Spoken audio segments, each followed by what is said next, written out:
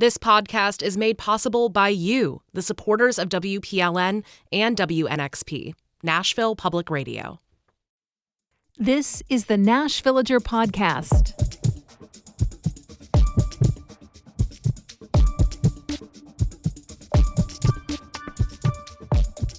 I'm Nina Cardona, and this is your daily digest of what's happening around Middle Tennessee from Nashville Public Radio, WPLN News. It's October 7th, 2024, and this week something special is coming your way. Daily installments from a fantastic series produced earlier this year by our senior music writer, Julie Height, called Making Noise. Those stories will be in the final segment of each day's episode, the feature slot, as we call it around the office. So stay tuned all the way through to the end. I think you'll really enjoy it. And today is actually the birthday of a really important foundational figure in Nashville's music scene.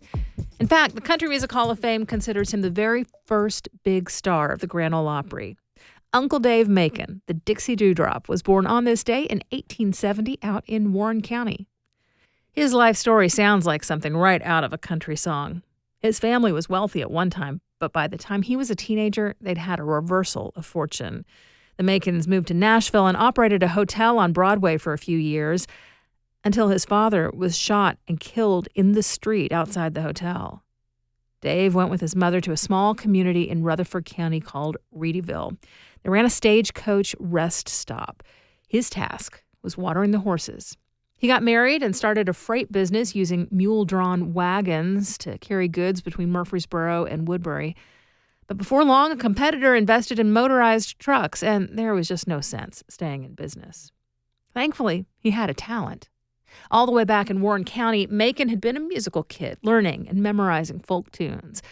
That hotel in Nashville had been the spot where traveling vaudeville performers would stay when they were in town. His favorites were the banjo trick players, guys who would dance or spin their instruments around while playing them. He bought a banjo of his own and learned how to copy those eye-catching skills. When they moved out to Reedyville, he played to entertain customers waiting for their stagecoach to arrive. And once the freight business fell apart, he decided to see what he could do playing for tips here and there around Nashville. He caught the attention of a talent scout while entertaining customers in a barber shop, and soon after, Macon was on the vaudeville circuit himself. By the time WSM started up its weekly barn dance in 1925, Macon had a national reputation and a few signature songs: Chewing Gum, Hillbilly Blues, and Keep My Skillet Good and Greasy. And as that show evolved into the Grand Ole Opry, he was a regular. He wasn't the first to be designated an Opry member, but he was among the first handful, number 7 to be exact.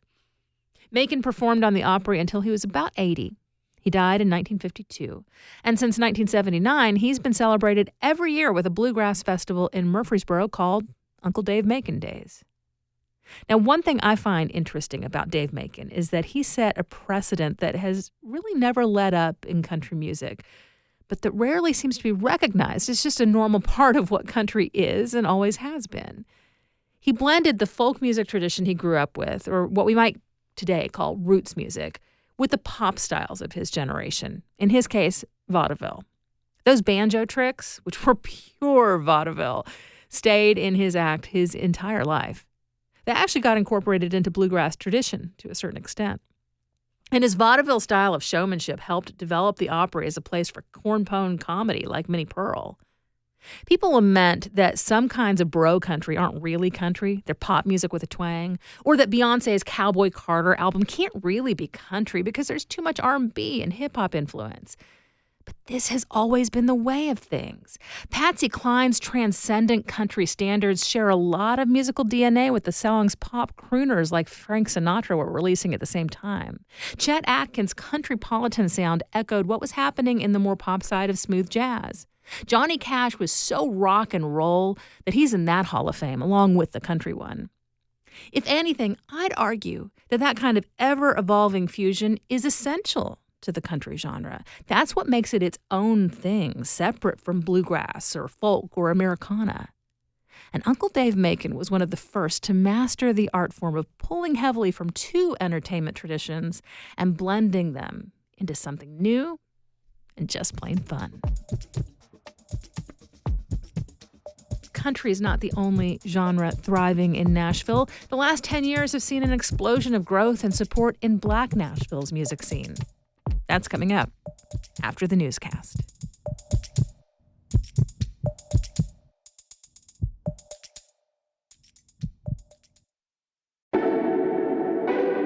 On This Is Nashville, we're taking a journey into the identity of this place we call home.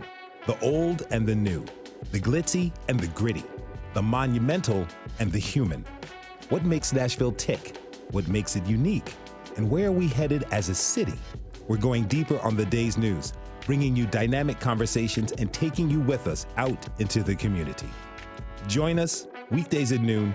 This is Nashville. Here's the latest from WPLN News. More than 2,300 people in East Tennessee have applied for federal relief in the days since the president approved a major disaster declaration. FEMA officials arrived in some areas over the weekend to help people apply.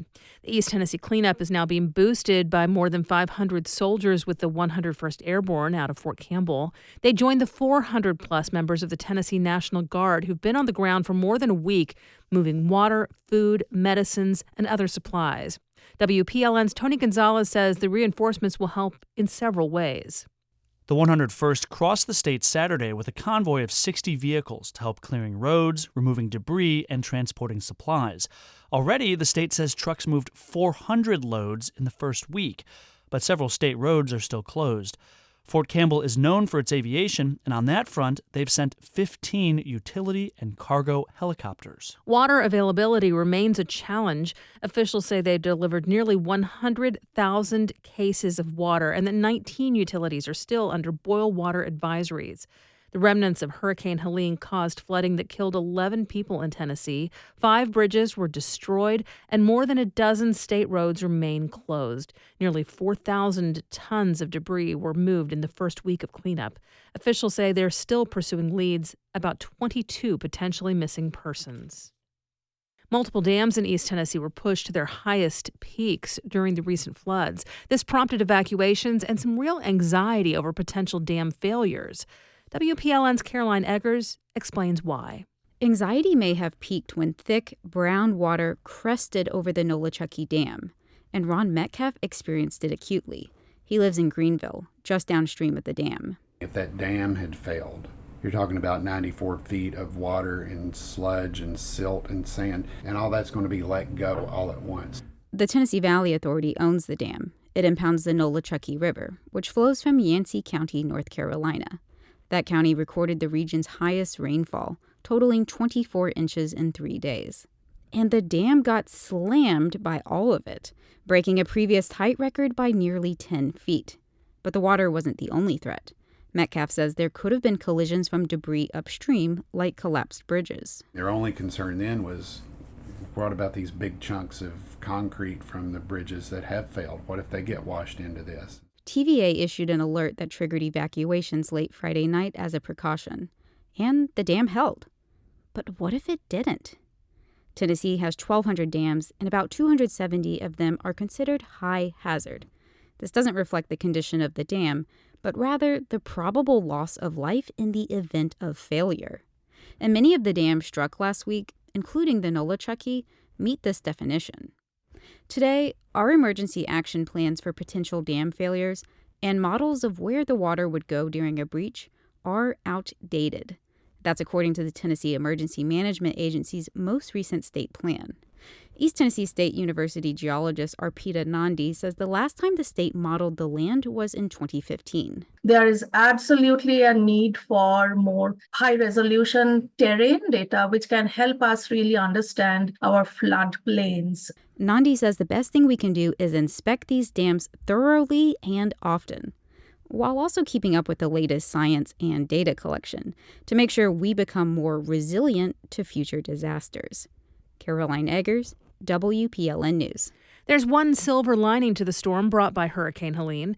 The National Weather Service says the heavy rain has taken a big bite out of a severe drought in Middle Tennessee. The shortage only got worse and more dire over the summer. A month ago, nearly every single part of the region faced at least moderate drought conditions, and a fifth of the land was parched. Now the areas of extreme drought have vanished, and only 20% of the region faces a moderate water shortage. For the second time this year, a Nashville police officer has fatally shot a man after a standoff. On Friday night, police pursued a man suspected of carjacking an Uber driver's minivan downtown. Police used a spike strip to slow the van, and an officer chased 26-year-old Adam Rodriguez into a backyard in North Nashville. That's where a 50-second standoff took place, with the officer yelling repeatedly for the man to drop his gun. Officer Pierce Moore fired the fatal shots and is on leave while the Tennessee Bureau of Investigation reviews the incident. Across the state, the TBI has investigated 37 shootings by law enforcement this year. This fall, voters go to the polls for a general election. That means they're choosing between the nominees of each party, plus some independents. But next time Tennessee has a primary election, you might notice signs at polling places warning that you must be a, quote, bona fide Democrat or Republican to vote on that party's ballot. And if you're not bona fide, you're committing a crime. WPLN's Chart Aston reports those signs were challenged in court, but they're here to stay for the time being. This summer, the League of Women Voters sued the state because state law doesn't say what a bona fide Republican or Democrat actually is. The plaintiffs argued that vague signs warning people against voting when they're not bona fide is unconstitutional voter intimidation. In August, a federal judge dismissed the lawsuit, saying the plaintiffs didn't have standing to sue. That means you'll likely see those signs at your polling place next time a primary rolls around in Tennessee. But remember, even with the bona fide law on the books, Tennessee has open primaries. That means you can choose which party primary you want to vote in without formally joining a party. Char Daston, WPLN News. This weekend, the Vanderbilt Commodores got a win so big that the football program is now in need of a new goalpost. Jubilant fans brought down the yellow uprights when they stormed the field, then paraded the post more than 2 miles to Lower Broadway before heaving it into the Cumberland River. By rushing the field, they also triggered a $100,000 fine. The manic response followed Vandy's upset win over Alabama, marking the program's first ever defeat of a number 1 ranked team. Meanwhile, the highly ranked UT Vols were on the losing side of an upset as they fell to Arkansas and dipped 4 spots to number 8 in the national rankings. You'll find more news anytime at WPLN.org. You may remember a newsmaking concert in 2021. That's when the venerable rapper Nas performed with the Nashville Symphony as his backing band. But how did that watershed event come together? The answer tracks back to a locally founded concert promotion company called Love Noise. A podcast by WPLN and WNXP unfurled their 20 years of impact on local music.